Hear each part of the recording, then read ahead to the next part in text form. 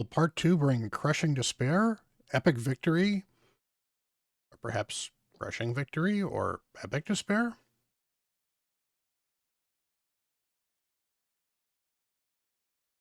Hello everyone, Bront, CatHerder here. We're having some fun talking Raid Shadow Legends, and the portal is glowing, and it is time to pull some shards on my main. We have waited for Sunday, or at least Sunday as of time of this recording, to pull shards, because on my main here, we are just short of getting Lady Mikage, because the only champion I really need to fuse Mikage is Ulfring, who is on a progressive chance today.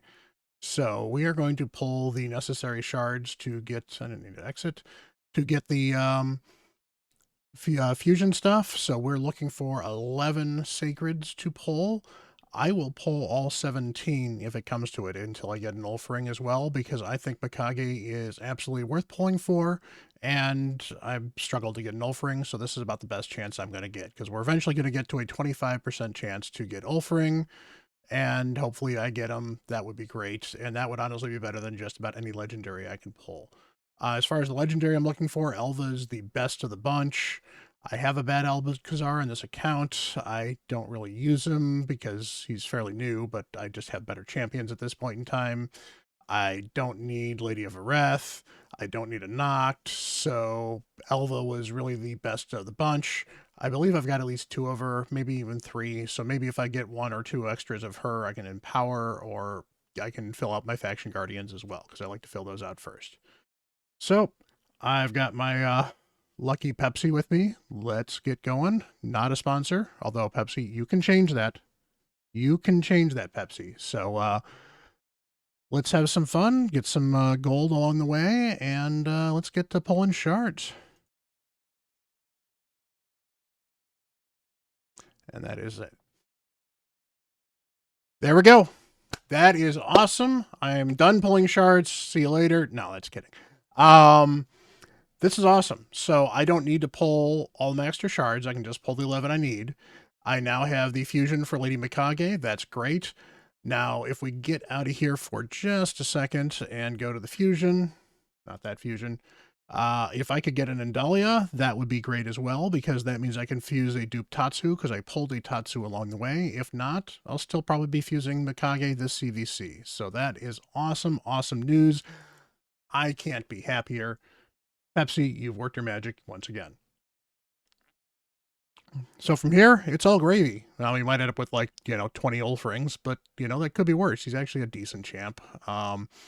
Certainly not the best for late game, but he's a very good faction war champion, decent turn meter booster, could be useful if I ever got a soul for him in things like Centranos. So overall, let's keep pulling shards.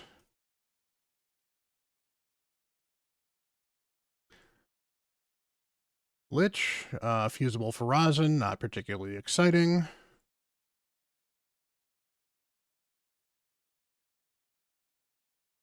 Defiled Sinner is not great. I believe he can explode poisons with a single target, just not a particularly good champion.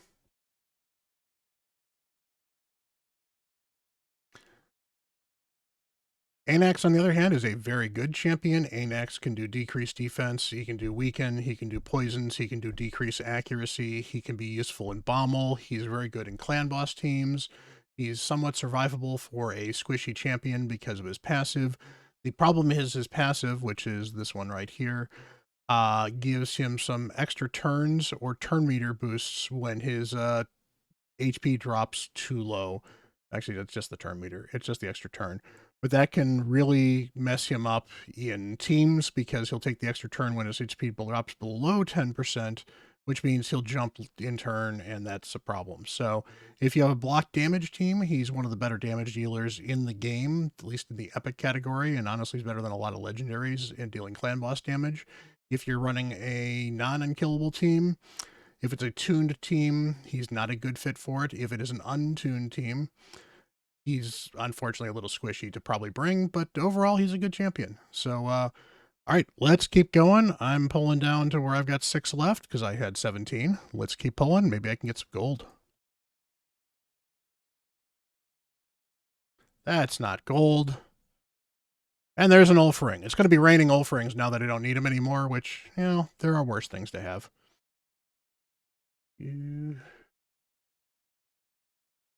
All right, more epics. Fang Cleric. He's an okay reviver for the Dark Elves. Caden is better.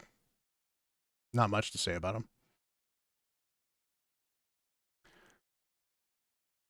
All right, Chagor. I should make sure I save one of these dudes. He's actually a really, really good reviver for the Orcs.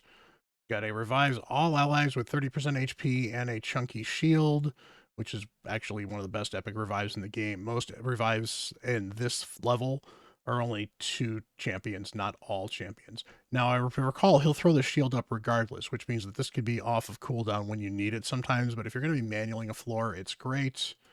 Also decreases damage for allies that are under 50% by 10%. Does an increased speed and a heal. Actually very nice in a reviver. And then increased damage occasionally. So overall, very, very, very good. Epic. Probably could even be used in Hydra for early game teams on normal. Probably not a late game or end game champion, but you know, he's a pretty decent guy. So probably should worth holding on to him for some content at some point. All right. Come on, that's not a gold. Shima, another Mikage fusion champ, not the one we're looking for. All right, so gonna reload and let's go. There we go.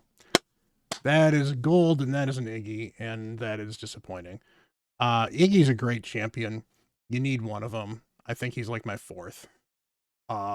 That's kind of sad. But again, I'm happy. I've got the Ulfring I'm looking for. But he has a 75% bookable to 100% of cannot be resisted HP burns. This makes him amazing. I use him in my hard spider team. I used him to replace Drang because I had Drang built and I had to build Drang for something else. And so I used him instead. Both of them are great champions because they have a 100% chance to place burn that cannot be resisted. So it's well worth building one of them and having around. You don't need more than one of them. He's not worth empowering. So, you know, kind of disappointing. He's also been power crept a bit. Honestly, Polarium should drop this down by at least 1 turn. It's a 5-turn cooldown. You've got Drang at a 3-turn cooldown with the same ability. Drop that down to 3 turns. Drop this down to 3 turns as well. It's an AoE provoke. It's not even a 100% chance. It's a 75% chance with books. So Iggy needs a buff. Let's give you some love, Polarium. And let's keep pulling. We've got 2 more to pull.